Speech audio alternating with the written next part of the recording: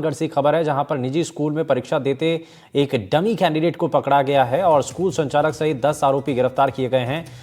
Delhi open board में 12वीं की ये परीक्षा दे रहे थे और गिरोह के तार कई सेंटर से जुड़े होने की आशंका है और अभ्यर्थियों से 20 से 30 हजार रुपए वसूलने की भी जानकारी इस दौरान मिल रही है।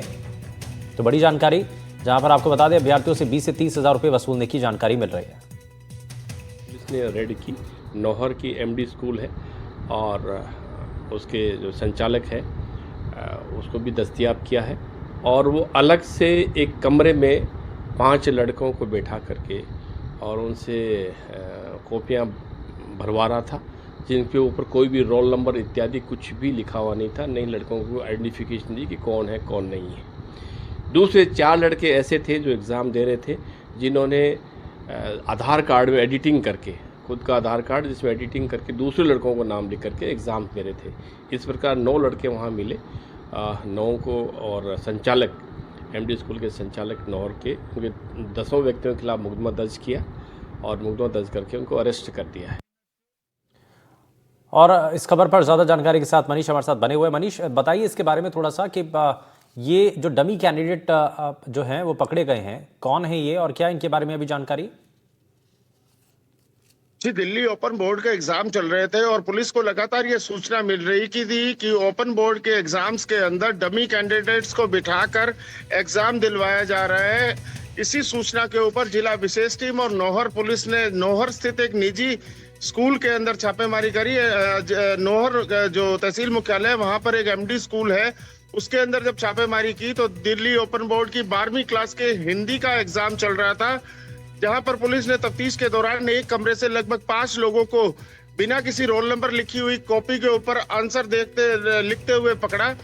लेकिन उन कॉपियों के ऊपर किसी भी तरह की कोई पहचान अंकित नहीं थी। उसके अलावा एक रूम से 4 अन्य लोगों को भी पुलिस ने हिरासत में लिया, जिनके जो आईडी थी वो आईडी के अंदर फॉर्ज किया हुआ था, उनकी आईडियां बदली हुई थी, फोटो बदलकर ये लोग एग्जाम दे रहे थे। पुलिस ने जब सब लोगों को पूछताछ की तो पता लगा कि ये सब लोग जो है वो डमी कैंडिडेट के रूप में 12वीं की दिल्ली ओपन के बोर्ड का एग्जाम दे रहे थे। जो मुख्य अभ्यर्थी थे वे लोग वहां नहीं थे। पुलिस की पूछताछ में सामने आया है कि जो डमी अभ्यर्थी है उनसे ये लोग 20 से 50 हजार रुपए तक वसूलते हैं एग्जाम देने के लिए। जिसके बाद में एक नाबालिग सहित 10 लोगों को कुल इन्होंने लिया। नाबालिग को इन्होंने बाल कल्याण समिति को पेश किया है पुलिस ने। वहीं जो 9 लोग हैं स्कूल संचालक समेत उन्हें हिरासत में ले लिया है पुलिस ने। जो पुलिस की प्राथमिक जो पूछताछ है उसमें सामने जरूर आया है कि ये जो दिल्ली ओपन बोर्ड के अंदर जो डमी कैंडिडेट्स के माध्यम से एग्जाम दिलाने का जो ये रैकेट है पूरा, ये कई और स्कूलों और संस्थानों से भी जुड़ा हो सकता है इनके तार। हनुमानगढ़ एसपी अरशद अली ने इस पूरे मामले का खुलासा करते हुए बताया कि जो पुलिस है वो लगातार इस अभियान को चलाएगी और साथ ही पता करेगी कि ये जो रैकेट है, इस तरह के कई और रैकेट भी जिले के अंदर संचालित किए जा रहे हैं, जो डमी अभ्यर्थियों की जगह डमी कैंडिडेट्स बिठाकर एग्जाम दिलवाकर जो परीक्षाएं हैं उनकी निजता को भंग कर रहे हैं। हालांकि जो पुलिस है उसने जो पूरा खुलासा किया है, इसके अंदर पैसे के लेन देन की बात भी सामने आ रही है। अब देखना ये होगा कि विस्तृत पुलिस की जांच के अंदर क्या कुछ निकल पाता है। ये देखना होगा कि क्या ये इतना ही बड़ा गिरोह था या और भी बड़ा गिरोह है, कितने और लोग इसमें शामिल हैं। बहुत सारी जानकारी अभी जुटानी बाकी है। खैर, बहुत शुक्रिया इस पर जानकारी देने के लिए मनीष। और झुंझुनू से इस वक्त की बड़ी खबर है जहां अवैध बांग्लादेशियों को अब बांग्लादेश वापस भेजा जाएगा, उनके देश वापस भेजा जाएगा। एसपी शरद चौधरी ने धरपकड़ के लिए टीमें लगाई हैं और सभी थाना अधिकारियों और डीएसपी को निर्देश दिए हैं। अवैध रूप से रह रहे बांग्लादेशियों को अब उनके देश भेजा जाएगा। रोजाना इस मामले को लेकर के धरपकड़ अभियान की जो है वो समीक्षा की जाएगी और झुग्गी और कच्ची बस्तियों पर पुलिस की खास नजर है।